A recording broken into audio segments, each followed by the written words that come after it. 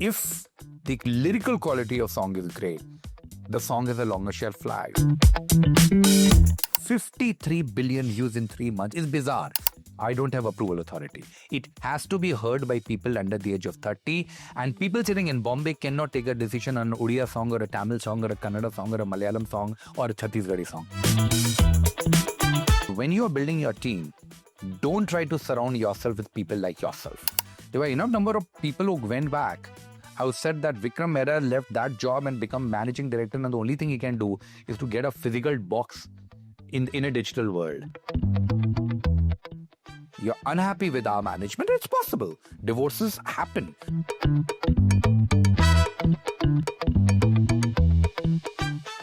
Welcome to another episode of our knowledge series. Business leaders whose knowledge we benefit from simply because of the lives they've led. Today I'm going to introduce you to a gentleman who I met in the Lord's year 2010.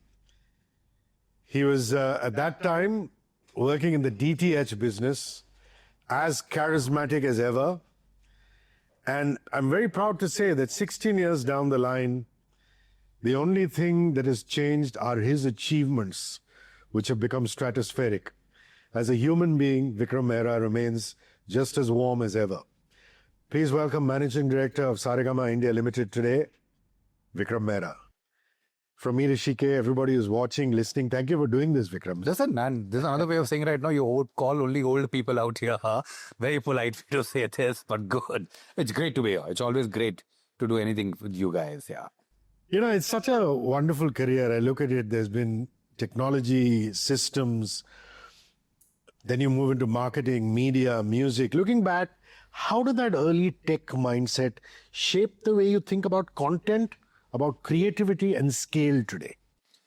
You know, I'll tell you the biggest advantage that a tech background has given me is to think in a logical fashion. Right now, whenever decision is happening, most people, when they have to go from point A to point B, it's not easy for people to find the most efficient way to reach from point A to point B. People meander right now in the process.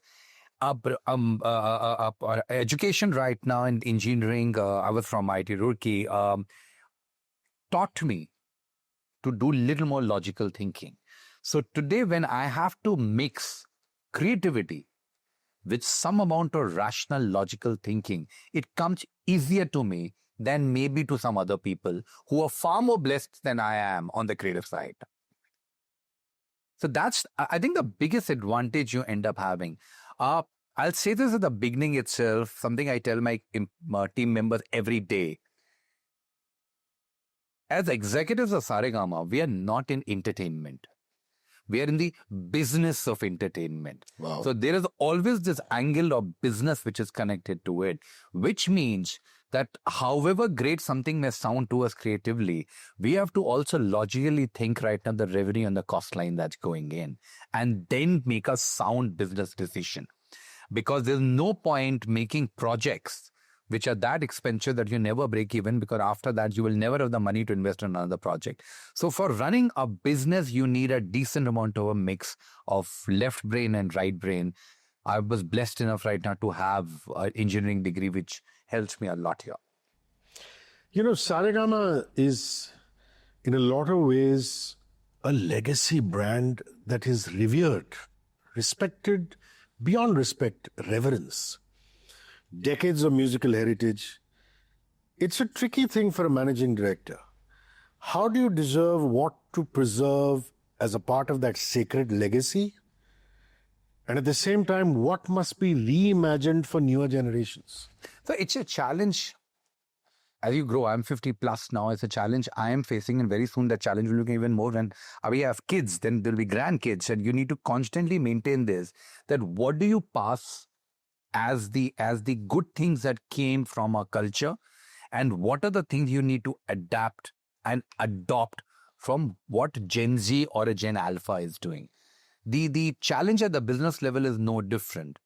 There is one of the greatest things that the legacy has taught us, that music, which has got something to say lyrically, always has a much longer life.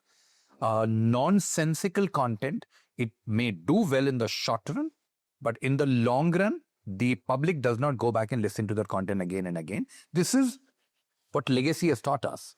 This is what Shailendra Sahab or Anand Bakshi or Gulzar or Javed Sahab, all these guys have taught us this, that if the lyrical quality of song is great, the song has a longer shelf life. And this is something we are adapting to the newer world also now.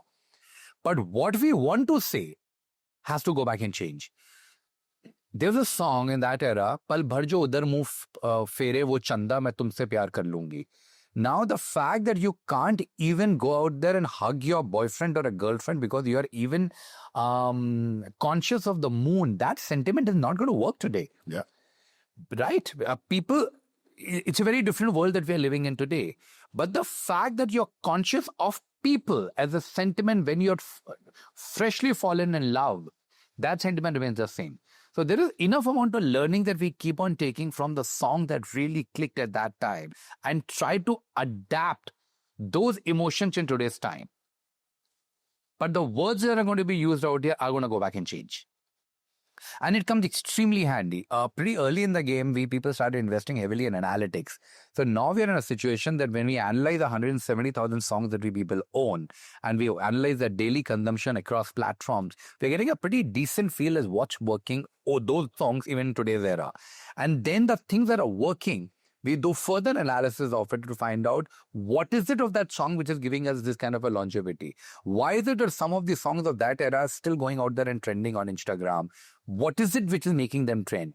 Which is giving us a better handle than maybe many other players in the market to decide what should we release for Gen Z today. It's a very insightful answer. It also segues very beautifully into my next question, which involves analytics and data. You've always said you're artist first, but today, as you rightfully said, decisions are driven by data, heavily driven. But at the same time, you don't want analytics to overpower instinct and creative risk. Like they even say about artificial intelligence, let them build brains, but that goosebump of the flesh that human beings feel is very difficult to replicate. So my question is, how do you prevent analytics and data from overpowering your fundamental instinct and your creative risk? No, so we were at the other extreme end. I think that's just seen with the entire industry. We were at the end right now where everything was coming out of the gut instinct. Yeah. That was great 30 years back when very limited number of songs used to be released at any particular time. Yeah. So the people who were taking the decisions at that particular time had the bandwidth to go back and live with songs for a long enough time, make those kind of changes. In today's time, when companies like ours are releasing 6,000 to 7,000 songs every quarter, with that amount of throughput going out, it's becoming more and more difficult for individual to take decisions in. We release songs in 11 different languages on a monthly basis.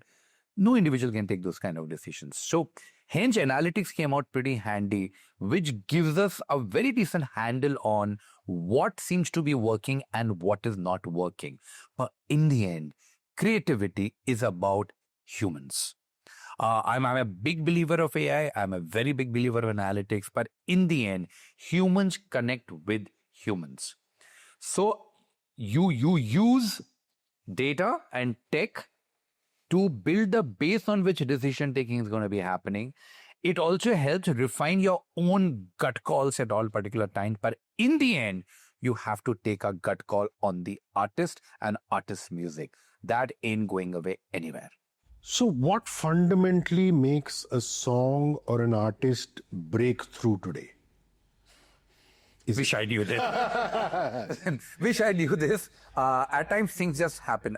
There's talent, then there's timing. People say, what's the point of having talent, but it's got to have the timing. Some people say, oh, no. There's talent, there's timing, but there's also storytelling. Some people say, no, but it's the platform you put it on. Or is it just something else entirely? No, honestly, I'll not pretend I have the answer to this question. Especially on the film music side, things at times magic happens. I think the best example in front of us is our biggest album of the recent times, which is Dhurinder. Now, it's an album which is smashing every potential record that you have. In a period of 3 months, we have over 53 billion views on YouTube of content which is either uploaded directly by us on our channel or third-party people have uploaded our content to their channel. 53 billion views in 3 months is bizarre, right? I think it will be stupid on my part to say that we expected this. Sorry, we did not expect this. Magic just happens at times, and magic happened in front of us, and we are reaping the benefits of it. But what I'd like to say that the moment it comes to artist-driven music, what we keep on telling all artists is that people not necessarily are following your song, they're following you. People want a role model. Gen Z, whenever we are younger, right? Even when I was younger, music was not the area in which you could create a role model. Cricket used to be one. Bollywood used to be one. For some people, soccer was somewhere. I think in music also, people follow their role models. So the artist need to go out there and create a very differentiated image, which is differentiated and true to themselves also. Anybody who is trying to do a replication of ये काम करता है मैं इसके जैसा बन जाता हूँ, I think it's not going to work in this market. Because customers, they will forgive you for giving a 1 or 2 bad songs as long as they're a big fans of yours.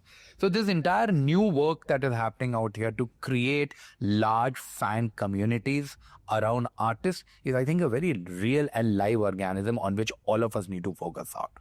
So even in our own artist management vertical, when we are working with artists, one of the large selection criteria about the artist is, does the artist have a voice of his or her own? It's not only about their singing capability. They should have something to say which is unique. Because unless you have something unique to go back and say, then you become a background singer, right? Which is great for film music. Artist music, people follow artists, music comes second. You know, it's remarkable. Everybody is jumping onto the events bandwagon right now because they feel live experiential is in, let's do it. Even we as a radio station, we got into events, we got Michael Learns to Rock. We did 3 very successful shows around India. You didn't follow trends. You got into events. We started the trend in India. Yeah, much before anybody else. So this whole Book My Show versus District and all is happening now. It's playing out now. You were one of the earliest people who turned around and said, I am not just a traditional music company, a traditional music production, distribution business. I want to unlock live events. And that is my question. Beyond revenue, what does the move into live events unlock for an entertainment company that traditional music distribution cannot? And why did you get into it? And in retrospect, where have you reached in that journey? Sure. Let me try to answer this question right now, both from the demand and the supply side. Let's answer demand first. We are big believers in the system is that more and more customers like you and me first, we are living in nuclear families. Second, we are not even spending enough time right now with our friends or even our own family because we are all glued onto our phones, checking out virtually life of other people, going through various short format applications at all time. All this is going against the human instinct to have community experiences. As human beings, from the time we are born, all our history is coming back and telling us we used to spend time with other people like us. It ain't happening. We have large fan followings of ours right now going on short format apps. We know more about the life of people, right? Celebrities that we people are following, but we actually don't know anybody in real life. All the consumer research that we ended up doing over the last 5 years seems to be playing up this in a, at times, obvious fashion, and sometimes we knew this was sitting at the subconscious level of the customer. Hence, we realized that if this is what's going to be happening, and the disposable incomes of the average Indian has gone up over the last decade, people will be looking at more and more experiences whereby they can be with other like-minded people and enjoy the same experiential high. And that's why live events started coming in the picture. Around 4 years back, when we started talking that we will get into it, the whole part was practically this, that we know that beyond a point, people are not going to be glued on the short format apps. or their streaming apps to consume content. They will want real experiences going in. Which is also the reason I'm a believer that theatrical films are not going to die. I think they're there to stay, right? The nature of the film that will become big in theater may change, but people want real experiences. They don't want to be sitting alone in front of their screen. That's the reason we jumped into live. We started in a very big fashion with Diljit at that particular time. As the latest ANY report is confirming, is the biggest domestic tour done by any artist ever in India. It was a great experience for us. Diljit is a great artist. A lot that we also learned from that particular tour. We have been taking that now to the different next level. We were lucky enough that we could convince Himesh to come back. And I think Himesh Capmania tour is even a bigger eye-opener for all of us, because there was questions getting raised, how many people will turn up. And when he says in his concert that I will turn this into a nightclub, you have to be there to actually feel it. He literally turns your ground into a nightclub. He is phenomenal stage performer, and people are very, very happy right now to go and attend his concerts. We recently did our first music festival positioned as Un40. So our entire philosophy there is that nobody above the age of 40 is allowed. As managing director, I could force my way in. That's a different issue. But otherwise, nobody above the age of 40 was allowed in that particular concert. And in the first concert itself, we people had around close to 18,000 people turning up over the 2 days in Bangalore. For us, that was a huge achievement, because this is the first time we did it. We had no international artists there. We did everything with the Indian artist only, because that's a philosophy with which we were working. So for us, live, purely from revenue perspective and strategy perspective, is an extremely crucial area. But let me also answer from supply side. When you're working with an artist, especially on the artist-driven music, artist needs a 360-degree solution. A lot of them are extremely talented. They don't know where to go beyond that. We as a label, when we come in, we are now saying we're the only label in the country which is offering the entire suite of recorded content, that we will release your album. We are ready to do your management as part of our artist management vertical. And we are also ready to put our own money into a live event part. So we are ready to go out there and do ticketed shows of the artists we are working with. For artists also, then that it gives the comfort right now that the interests are all aligned with each other and we're sitting with a single party. And no credit to me or my team, I think 125 years of history of Saregama has given one big thing to us is everybody trusts the brand name Saregama, which was erstwhile HMV. People believe that we will not shortchange any artist. We are not going to go out there and eat into the monies or royalties of any particular artist. Everybody will get their due. For us, it becomes a great situation where with the artist, we are able to do multiple things now, and it's a deeper relationship. India's cultural diversity is immense, Vikram. But not many people have been able to crack it. You have to a large extent, which is why I'm asking you. This whole thing of taking regional content to a wider audience. What's the biggest mistake companies make when they're trying to do that? Something that you avoided and you've been largely successful. You know, it comes from the last time, the first time we people met, my Tata Sky days. From 2006 to 2014, till that my active days at Tata Sky, every month I visited 25 customer homes in India. Every month. Wow. And these were physical meetings. These were not research agencies doing anything for us. What it did was open your eyes that India is not an extension of your family, your friend circle, your driver, your maid, your in-laws. This is life. India is far bigger than that. Many of us as marketing people or content people end up making the mistake that we see the India as an extension of what we consume, what we like.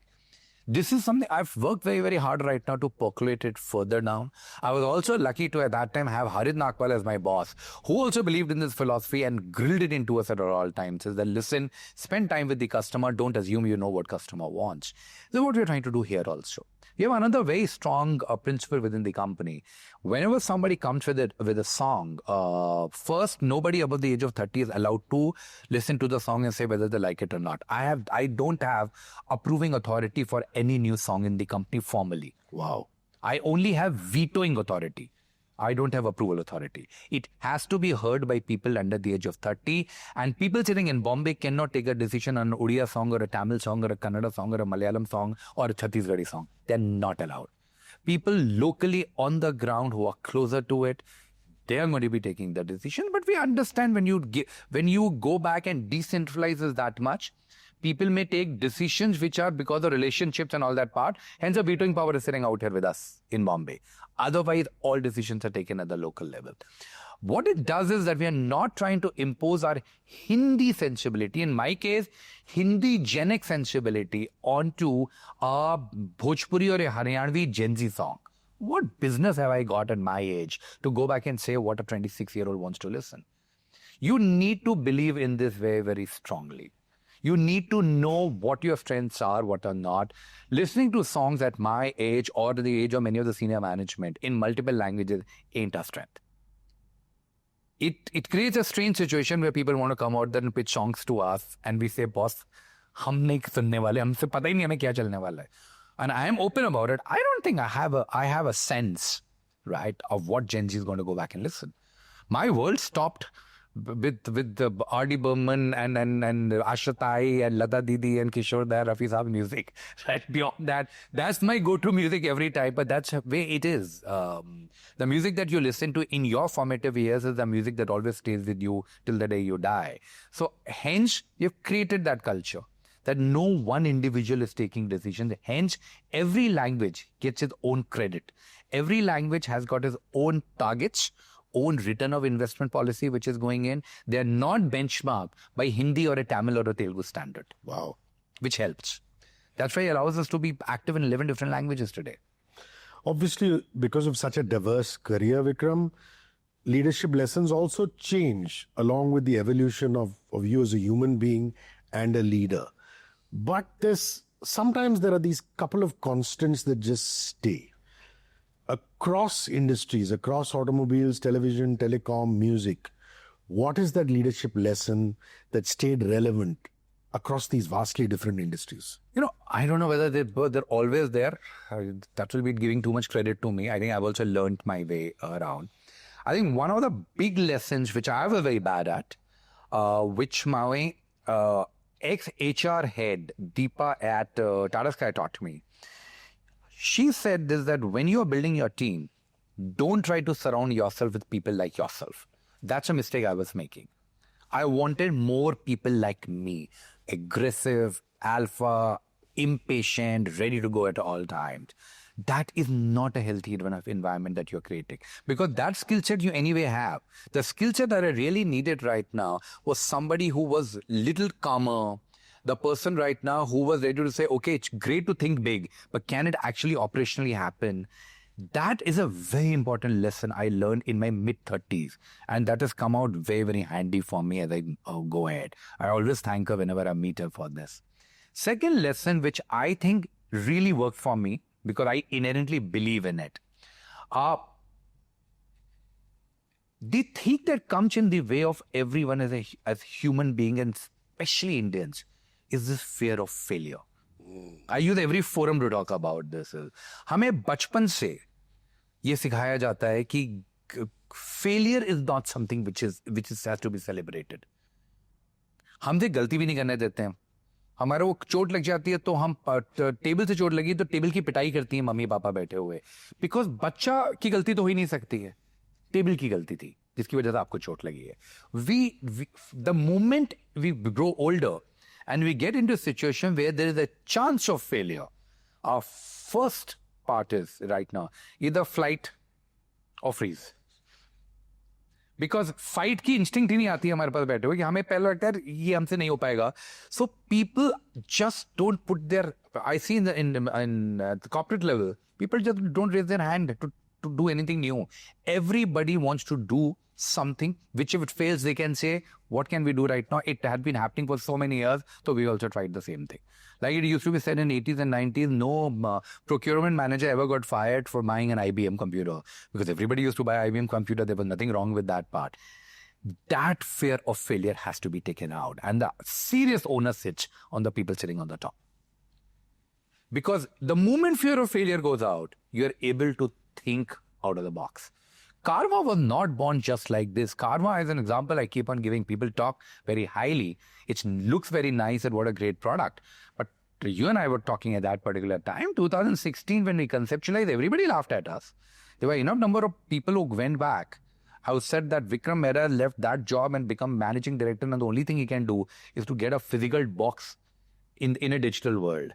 But the team out there were made of people right now that particular time who said, "Kya hoga maximum? Failure hi hone wala hai."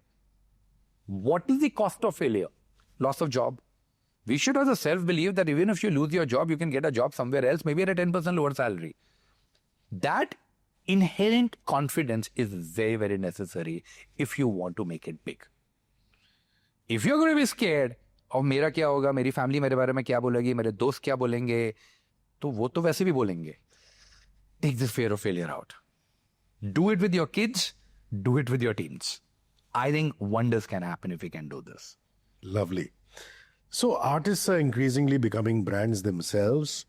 You said it's wonderful that Saregama says, we'll give you a 360-degree solution. So in that aspect, what role do you play as Saregama? Are you manager? Are you partner? Are you curator? Or just a quiet enabler? We are actually all. What we are not is, we are not on the front. We are telling artists, you do what you are comfortable doing. In that sense, we have this avuncular figure which is sitting at the behind, which is going to say, our experience tells us, this is what you should be doing. We believe in you. In the end, whatever your gut call goes out there, listen to us, but we will go by a gut call and we will put our money where the mouth is. We are playing with our money here. So whichever artist we are working with, we are putting large amount of capital right there. At the end of the day, we labels or entertainment companies are here because artist is here. अगर हमें गाना गाना आता या compose करना आता तो हम खुद कर लेते. It just does not work that way. We are good at the back end of it. We are good at managing the distribution of it, marketing of it here, production of the stuff. We are very good at all that part. We can do wonders for the artist, but in the end, artist makes money only if fans are ready to listen, and fans don't listen to me, fans listen to the artist. And we are very clear about our role here. And there are times where artist philosophy and our philosophy just doesn't match. We prefer not going into those kind of deals. In fact, I'll tell you something else. I think we're the only label right now which has clear exit clauses available for all the artists that people sign up with. We don't lock people. There's an agreement. Agreement has a period right now that you need to be here. But for any reason, you want to get out, you're unhappy with our management, it's possible. Divorces happen. There's no mistake of two people. Sometimes things just don't work out. We allow artists to get out. Excellent. I understand that fear of failure and throwing it out of the door or grappling with it and winning that battle with it is a very important lesson. But when you've decided to back a new artist, a new format, a new IP, what's the one question you always ask yourself before taking the plunge, before going yes? Has the artist got the hunger in him or not? Honestly. In fact, that's also the mantra for me. Has a hunger in him or her, and also has a positive attitude towards life or not. I have the same question whenever I'm hiring somebody at the middle or senior management in the company too. Because you can teach people stuff, provided they have the hunger to learn. If they are doing it right now as just as a side hustle, that's not the artist that we want to work with. So majority of the people we are working with are not the most established guys because they're already very big. What value can I bring to the table here is, we want people who are dying to become bigger. And we are ready to get the financial, marketing, distribution and production strengths of ours to help the artist become bigger. It's attitude at the end of the day. हाँ मतलब मेरे जैसे गाने वाले नहीं होने चाहिए, थोड़ा खुदले गाने वाले होने चाहिए. मेरे जैसे आके तो डंडा बंद हो जाएगा. I'm very confused about this, so I hope you have the answer to this. At one end of the spectrum, people say attention spans are low. Oh my God. You know, Gen Z, to grab Gen Z's attention is a problem. And then you have Dhurandhar, which is 3.5 hours. And people are going and watching it. And you just said billions and billions of hits. People are watching it multiple times. So, fine. There is a view that audiences are distracted, overwhelmed by content. But what does earning attention genuinely require today? Listen, पहली बात तो जिस bad mouthing Gen Z को बंद करते हैं. I remember when I was younger, the baby boomers used to say the same thing about us, right? This generation is useless. Every generation think their generation, it was the generation that was the ultimate generation, and the future generations of useless bunch of people around. I think Gen Z is living by their own rules. They're very self-aware. That's amazing. And Gen Z is going to be saying the same thing about Gen Alpha very soon. Gen Alpha is useless, but that's way of life.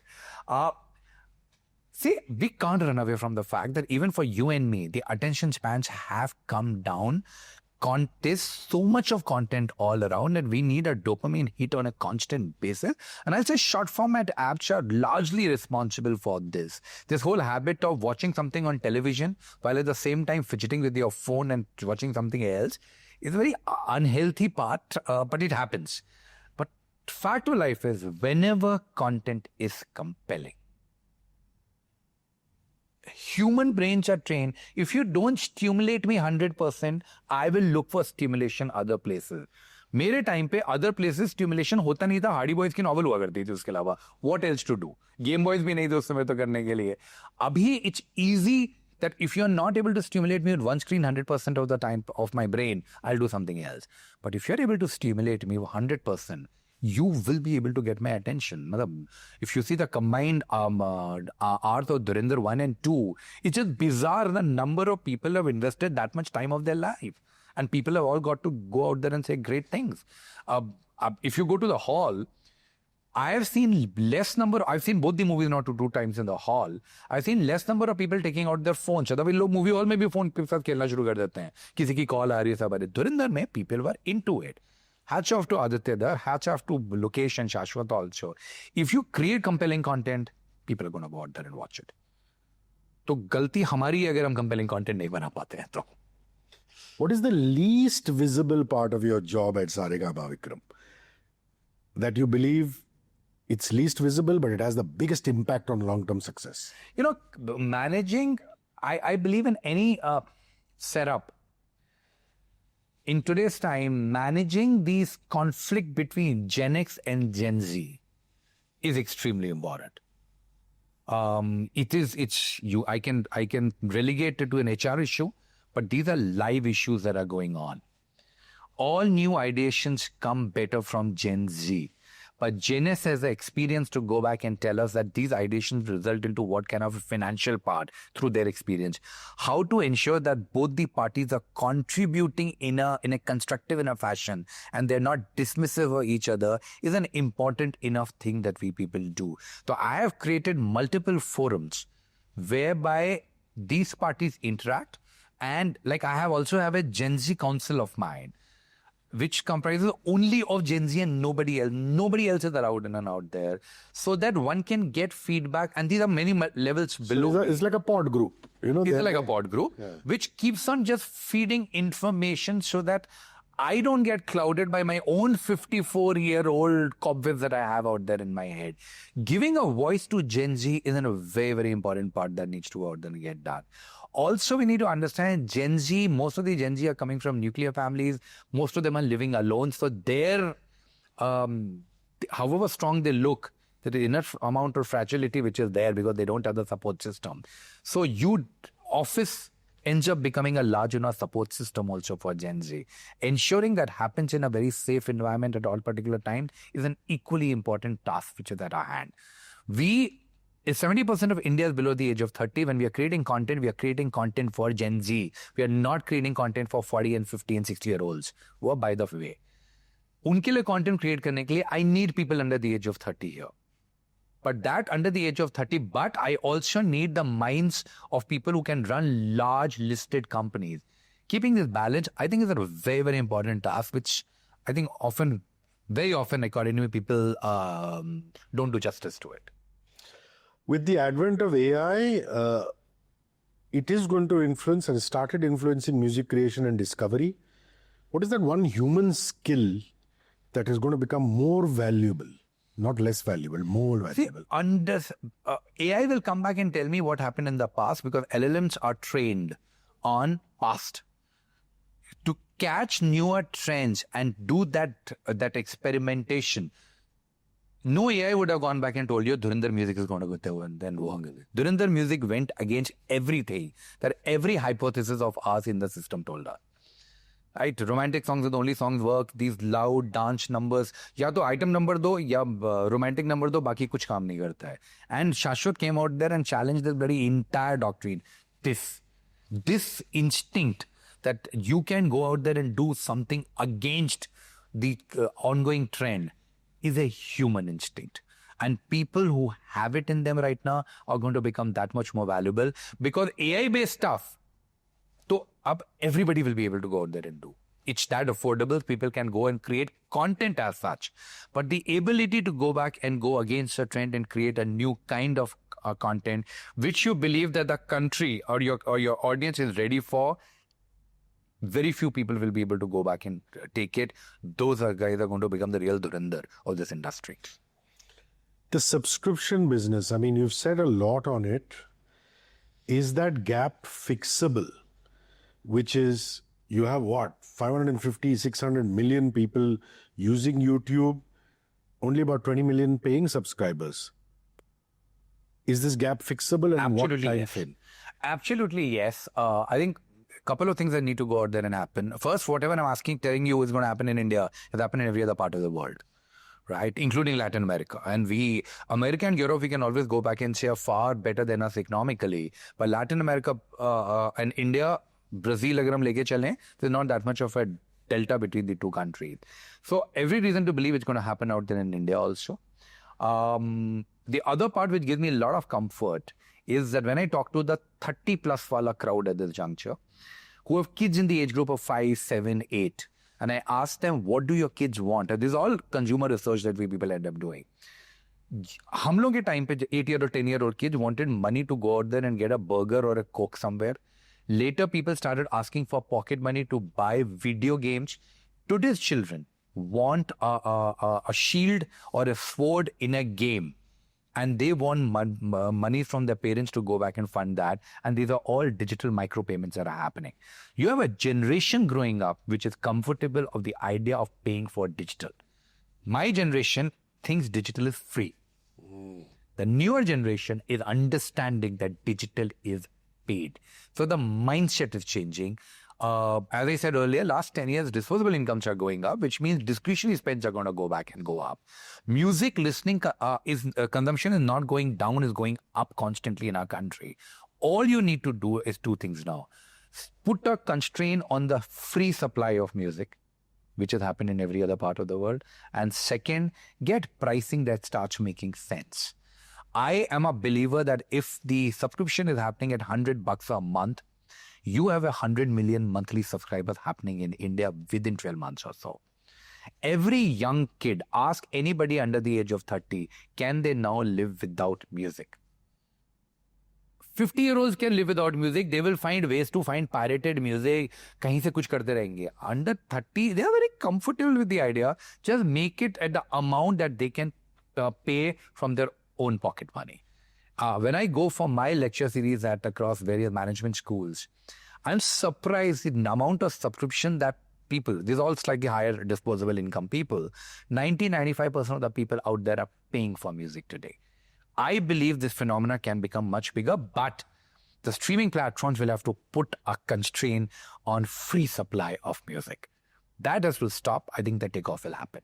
So and they will also do it because it's commercial reality for them also. Free music does not make money for anybody anywhere. And people are ready to go back and pay, provided it's not available free. It's happening on video. I think Jio Hotstar had done a phenomenal job between 200 to 300 million paid subscribers. So what it was cricket. Music for that age group of under 30 is as compelling a need as cricket is for 30 plus audience. They will pay for it. Just stop giving it free. So if I were to put my money, and I'm putting my money, subscription is just there to take off. Lovely. What are you most proud of having achieved with your respective teams? Even in the early days when you were with Star, you were actually setting up the platform for the future of DTH in this country. Then you went on to Tata Sky, which is now Tata Play, and did miracles. And you did say during the course of this interview, meeting 25 families every month. Then you move on and you launch Karma, which today is is a lesson in business schools. Then people said, Vikram, how are you going to scale up Karma? You connected it to Wi-Fi and said, do podcasts, expand your listening base.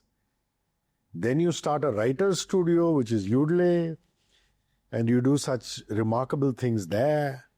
I'm still looking at the legacy piece and going, you're sitting on everything from MS Subbalakshmi to Gaurjan, and you've been doing an excellent job of keeping that heritage alive. What are you proudest of amongst all these remarkable But I don't think it's, however cliche it may sound, individuals don't make that much of a difference. You and your team. It's just set up, right? And we have the advantage of the legacy also sitting there with us. I'll turn the question, I'll say what I'm most proud about myself. That coming from this middle class background where we were taught that play safe, don't take unnecessary risk because you have to make it big. Where taking pocket money from dad used to mean that my house is going to get affected by it.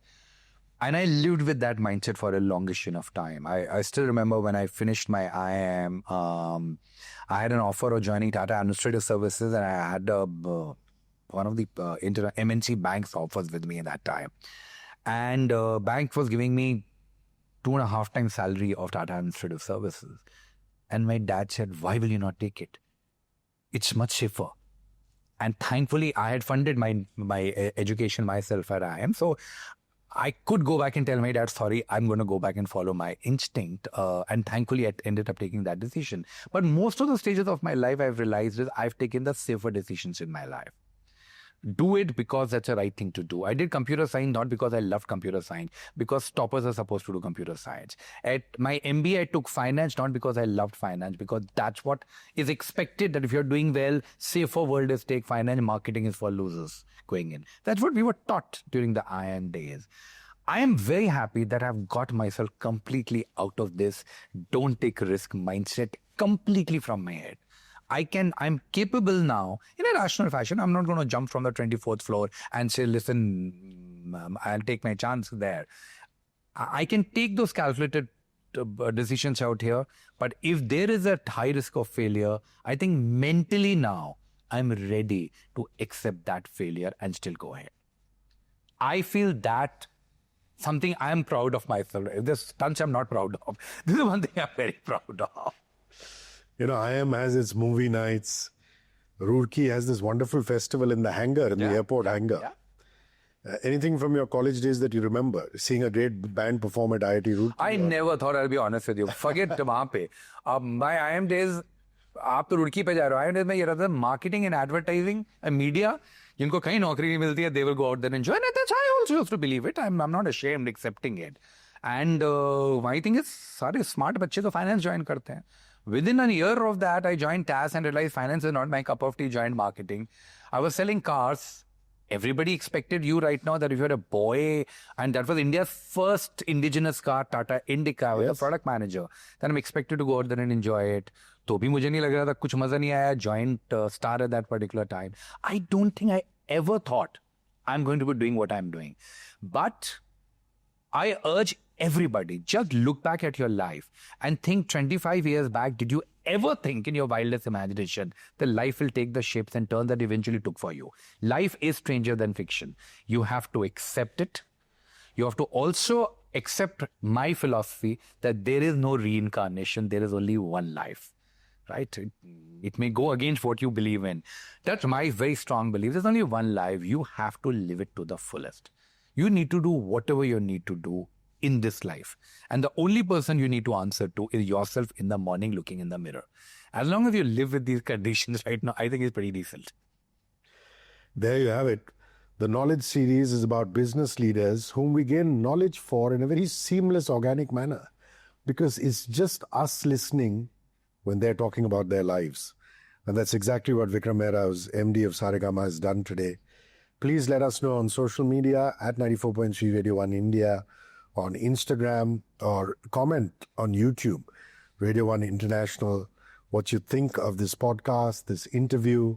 And of course, if you're listening to us on FM, please make sure you WhatsApp us, 9833943943, which is our frequency. And we'd be very, very happy to hear from you. Vikram, it's been such an honor. and pleasure and privilege to come to your hunting ground, which is your office. Thank you for having us here Entirely. and showing us your hospitality and giving us such a rich, wonderful interview. Thank you. Thank you. Cheers.